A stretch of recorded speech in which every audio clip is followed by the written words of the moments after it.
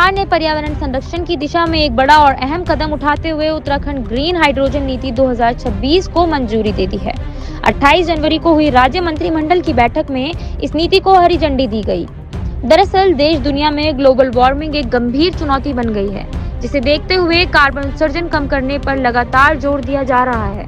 भारत सरकार ने भी वर्ष 2070 तक नेट जीरो कार्बन उत्सर्जन का लक्ष्य तय किया है। इसी क्रम में केंद्र सरकार द्वारा वर्ष 2022 में राष्ट्रीय हाइड्रोजन नीति और 2023 में राष्ट्रीय हाइड्रोजन मिशन लागू किया गया था।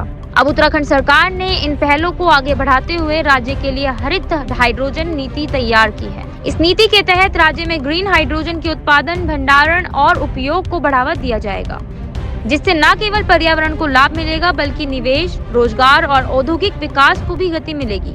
ऊर्जा विभाग के प्रमुख सचिव आर मीनाक्षी सुंदरम के अनुसार यह नीति उत्तराखंड को स्वच्छ ऊर्जा के क्षेत्र में अग्रणी राज्य बनाने की दिशा में मील का पत्थर साबित होगी।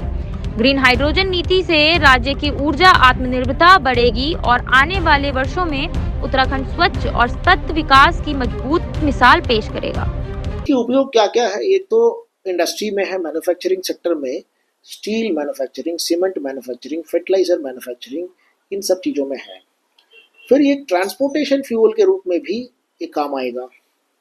तो अभी शिपिंग में भी इसको शिप्स में फ्यूल के रूप में यूज़ किया जा रहा है। भविष्य के उपयोग में ट्रेन से लेकर ट्रक्स और इवन एयरक्राफ्ट, इन सब में फ्यूल के रूप में ये काम आने वाला है।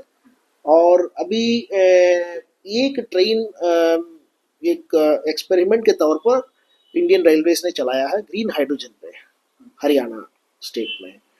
तो ये है, और इसमें हमने जो पॉलिसी अपने लिए बनाया है उसमें कई प्रकार की इंसेंटिव्स हमने रखा है। एक तो इंसेंटिव हो गया कि आपका जो इंडस्ट्रियल पॉलिसी है उसके तहत जो इंसेंटिव्स आपको मिलेंगे वो मिलेंगे। Bureau report, super Bharat.